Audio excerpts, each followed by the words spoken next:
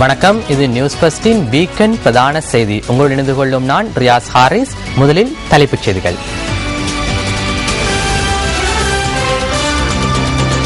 அரச மரியாதையுடன் விடைபெற்றார் விடுதலை வீரன் நெல்சன் மண்டேலா. புத்தளத்தில் போலீஸ் வாகனம் ஒன்றும் முச்சக்கர வண்டி ஒன்றும் மோதுண்டு விபத்துக்குள்ளானது, 3 பலி.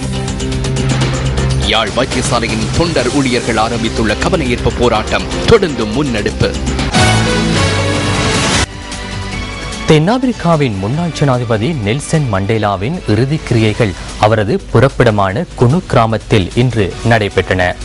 நிறவரிக்கு எதிராக பலமான குரல் எழுப்பிய வீர தலைவரின் உயிர் இந்த பூவுலகை விட்டு பிரிந்து சென்ற தருணத்தில் இருந்து இந்த நிமிடம் வரை அன்னாரின் தியாகங்கள் நினைவு கூறப்பட்ட வண்ணமே உள்ளது.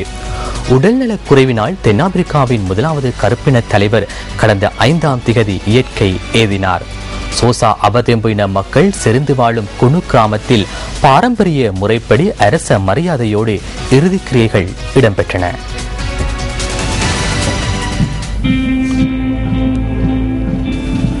தென்னாப்பிரிக்காவின் கிழக்கு கேப் மாகாணத்தில் அந்த நாட்டு நேரப்படி காலை 7:55 அளவில் மறைந்த நெல்சன் மண்டேலாவின் இறுதிக் கிரியைகள் ஆரம்பமாகின. நெல்சன் மண்டேலாவின் உறவினர்கள், தென்னாப்பிரிக்க அரச தலைவர்கள், பிரித்தானிய இளவரசர் சார்ல்ஸ் மற்றும் சர் ரிச்சர்ட் பிரன்சன் உள்ளிட்ட வெளிநாட்டு ராஜதந்திரிகள் என சுமார் 4000 பேர் இந்த நிகழ்வில் கலந்து கொண்டிருந்தனர்.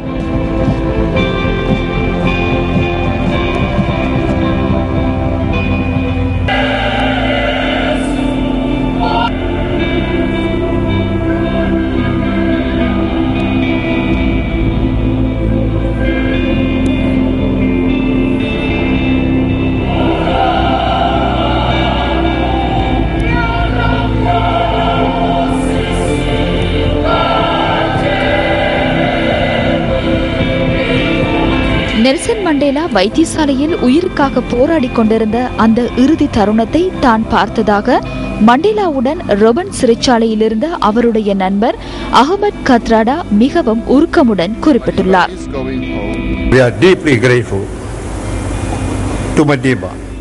இன்று எமக்கு மிகவும் துக்ககரமான நாள். உயிருடன் இருக்கும் காலமாக இருக்கட்டும், அவரது மரணமாக இருக்கட்டும், இரண்டிலும் தென்னாப்பிரிக்க மக்களை ஒன்று திரட்டியுள்ளார். ஏன் ஒரு உலக வரலாற்றை படைத்துள்ளார்.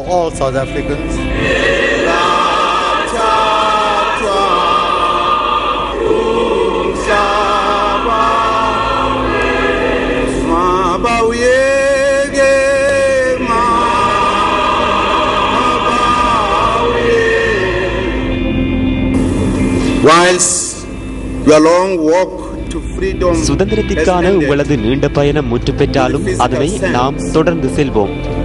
உங்களால் கட்டியெழுப்பப்பட்ட சமூக எடுத்துக்காட்டுகளை நாம் தொடர்ந்து கொண்டு செல்வோம். உன்னதமான உங்களது வாழ்க்கையை எமது படிப்பினையாக கொள்வோம்.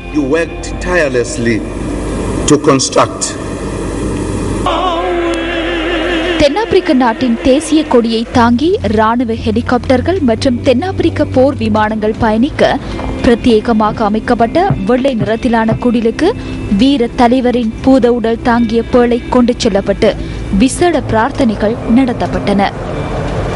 நிறவெறிக்கு எதிராக போராடிய நெல்சன் மண்டேலாவின் பூத உடல் பேழை நல்லடக்கம் செய்யப்படுவதனை ஒளிப்பதிவு செய்ய வேண்டாம் என்றும் இது நெல்சன் மண்டேலா குடும்பத்தவர்களது பிரத்யேக நிகழ்வு எனவும் கேட்டுக் கொள்ளப்பட்டுள்ளது.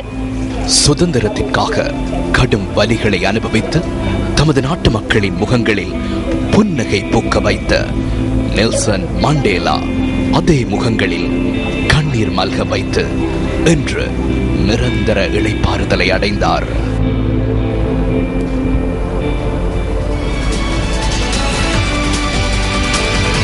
மறைந்து தென்னாப்பிரிக்காவின் முன்னாள் ஜனாதிபதி நெல்சன் மண்டேலாவுக்கு அஞ்சலி செலுத்தும் நிகழ்வொன்றை தமிழ் தேசிய கூட்டமைப்பு இன்று ஏற்பாடு செய்திருந்தது.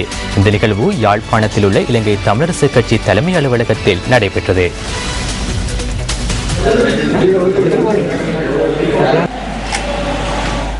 தமிழ் தேசிய கூட்டமைப்பின் பாராளுமன்ற உறுப்பினர் மாவை சேனாதிராஜா தலைமையில் நடைபெற்ற இந்த நிகழ்வுக்கு கூட்டமைப்பை பிரதிநிதித்துவப்படுத்திய கூட்டமைப்பின் பாராளுமன்ற உறுப்பினர்கள் உள்ளிட்ட மேலும் பலர் கலந்து கொண்டிருந்தனர். இதன்போது மறைந்த தென்னாப்பிரிக்க முன்னாள் ஜனாதிபதி நெல்சன் மண்டேலாவின் உருவப்படத்துக்கு மலர் மாலை அணிவிக்கப்பட்டு மெழுகுவர்த்தி ஏற்றி அஞ்சலி செலுத்தப்பட்டது.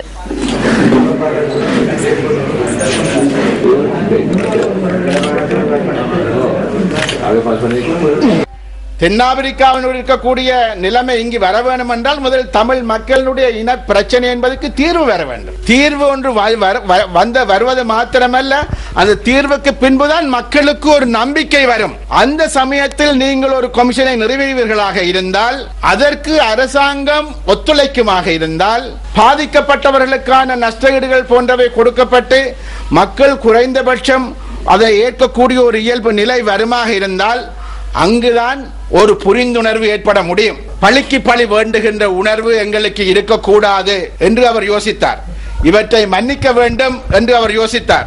இவை எல்லாவற்றையும் அவர் எப்பொழுது யோசித்தார் என்றால், தனது மக்களுக்கு ஒரு விடுதலை கிடைத்த பின்பு, தனது நாட்டில் பெரும்பான்மையின மக்கள் அந்த மண்ணுக்கு சொந்தக்காரமானவர்கள் ஜனாதிபதியாக பதவியேற்ற பின்பு அவர் அதை பற்றி யோசித்தார். ஆனால் இன்றும் நாங்கள் எங்களது காணிகளுக்காக போராடுகின்றோம். சிறைச்சாலைகளில் எமது இளைஞர்கள் இன்னும் 10, 15, 20 வருஷங்களாக வாடிக்கொண்டிருக்கின்ற சூழ்நிலை இருக்கின்றது. சிந்தனையை தூண்டும் அறிஞர் வாக்கு அடுத்து. நான் வெள்ளையரின் நிறவரிக்கு மட்டுமல்ல, அனைத்து அடக்குமுறைகளுக்கும் ஆதிக்க வரிகளுக்கும் எதிரானவன். உலக சமாதானமே என் இறுதியான லட்சியம். நெல்சன் மண்டேலா, தென்னாப்பிரிக்காவின் முன்னாள் ஜனாதிபதி. உங்கள் மனம் கவர்ந்த பொன்மொழிகளை நியூஸ் ஃபர்ஸ்ட் சக்தி அறிஞர் வாக்கு பகுதிக்கு அனுப்பி வையுங்கள். மின்னஞ்சல் முகவரி newsfirst@maharaja.lk.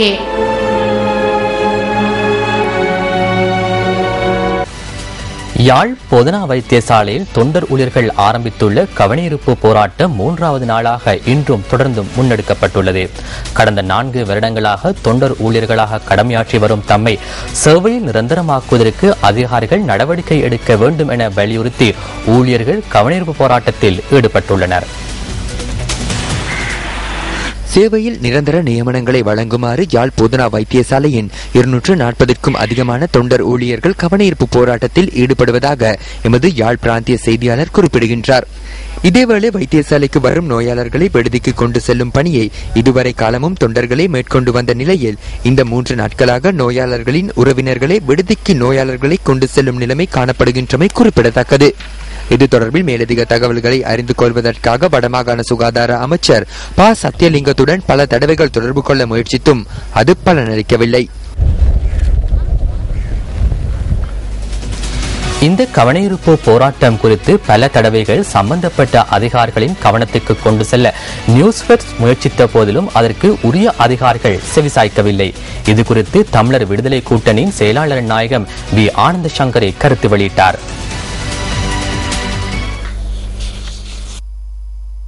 நல்ல அனுபவம் உள்ள 40-50 சொல்ல முடியாத பல்வேறு போராட்டங்கள்ல கலந்து பல்வேறு பிரச்சனை கற்றறிந்தவர்களை விட்டுட்டு நேரடியாக பாடசாலையில இருந்து கொண்டு வேலை கொடுத்திருக்கு. அது பெரிய விஷயம். ஏன்னா அனுபவம் உள்ளவரிடம் இந்த வேலை வாய்ப்புகள் போச்சு. அனுபவம் இல்லாதவர்களுக்கு இதுக்கு என்ன வழியை கையாளு என்று தெரியாது. சரியா நியாயமும் இல்லை.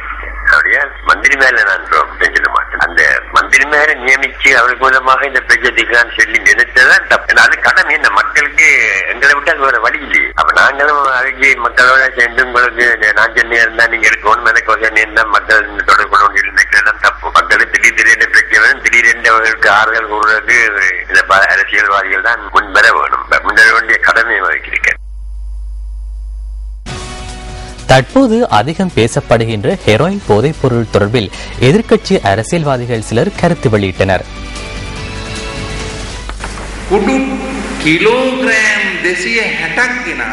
200 கிராம் குடு ஒருவரிடம் இருந்தால் அவருக்கு வாழ்நாள் சிறை தண்டனை வழங்க வேண்டும்.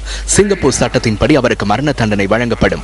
எனினும் 260 கிலோகிராம் போதைப் பொருள் கொண்டு வரப்பட்டால் அதற்கு அரசாங்கத்தின் அனுசரணை கிடைத்திருக்கும். இந்த விவகாரத்தில் பிரதமர் அலுவலகத்தின் இணைப்பு செயலாளரும் நேற்று முன்தினம் இதற்காக முன் நின்றுள்ளார். தான் குறித்த கடிதத்தை அனுப்பியதாக குறிப்பிட்டுள்ள அவர் போதைப் பொருளை காப்பாற்றுவதற்காக அனுப்பவில்லை என்றும் தெரிவித்துள்ளார். தமது நண்பர் ஒருவரின் பொதிகளை விடுவிக்குமாறு அந்த கடிதத்தில் தான் குறிப்பிட்டதாக அவர் குறிப்பிட்டார். குறிப்பிட்டுள்ளார். எனவே இணைப்புச் செயலாளருக்கும் போதைப் பொருள் விவகாரத்திற்கும் தொடர்பு இருக்கின்றதா என்பது தெளிவாகின்றது. இன்று அரசாங்கம் சட்டத்தை எவ்வாறு நடைமுறைப்படுத்துகிறது? நமது நாட்டில் கெக்கிலே மன்னரின் நீதிமன்றமாயிருக்கிறது, இல்லாவிடி நியாயத்தை நிலைநாட்டும் நீதிமன்றமாயிருக்கிறது. நான் கூறுவது ஓர் போலியான குற்றச்சாட்டு என்றால் பிரதமரின் நட்பெயருக்கு களங்கம் விளைவித்த குற்றச்சாட்டில் ஓமல் பே சோபித்த தேரரையும் கைது செய்ய வேண்டும்.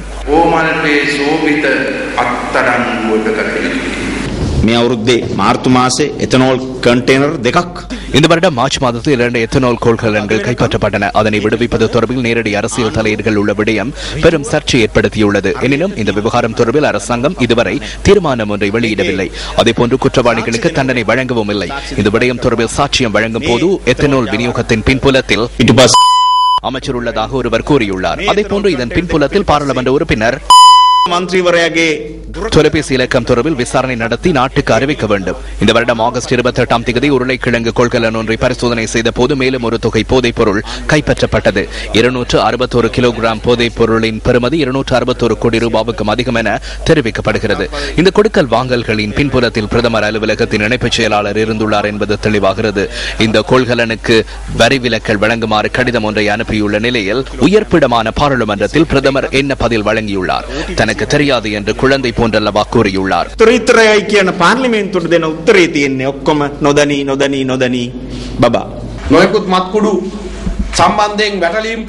போதைப்பொருள் விநியோகத்துடன் எவராவது தொடர்பு பட்டிருந்தால் அவர் யாராக இருந்தாலும் ஜனாதிபதி தலைமையிலான அரசாங்கம் உரிய தண்டனையை வழங்க வேண்டும்.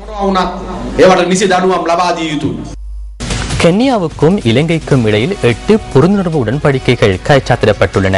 கென்யாவுக்கு விஜயம் மேற்கொண்டுள்ள ஜனாதிபதி அந்நாட்டின் தலைநகரான நைரோவில் நேற்று பிற்பகல் இந்த உடன்படிக்கையில் கைச்சாத்திட்டுள்ளதாக ஜனாதிபதி ஊடகப் பிரிவு குறிப்பிடுகின்றது.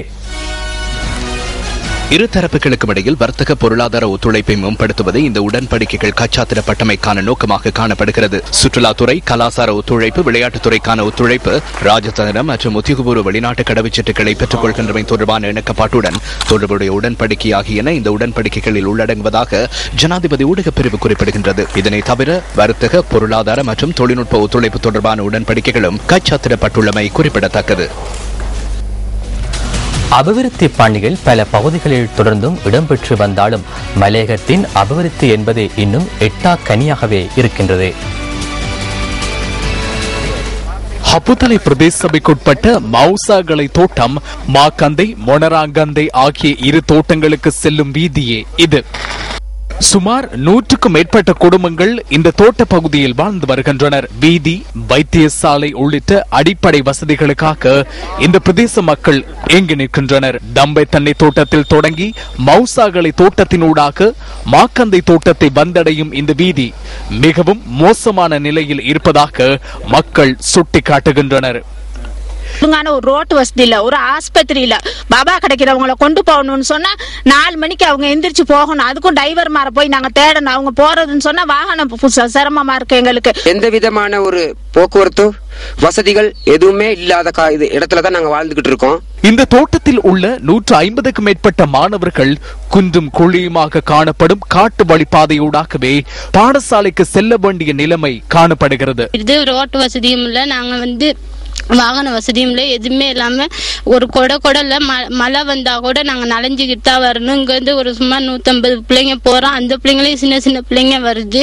முக்காசி பிள்ளைங்க நெஞ்சி வருத்தம், கால் வருத்தம் அரவசியில வந்துட்டு போகுதுங்க. அருகில் வைத்தியசாலை வசதி இல்லாமையினால் சுமார் 18 கிலோமீட்டர் தொலைவில் உள்ள வைத்தியசாலையை நாட வேண்டியுள்ளது.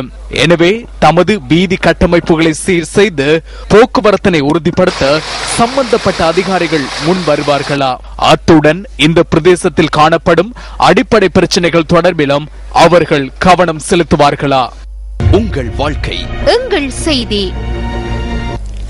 நாம் இன்று தெரிவு செய்த பத்திரிகை கேலி சித்திரம் அடுத்து.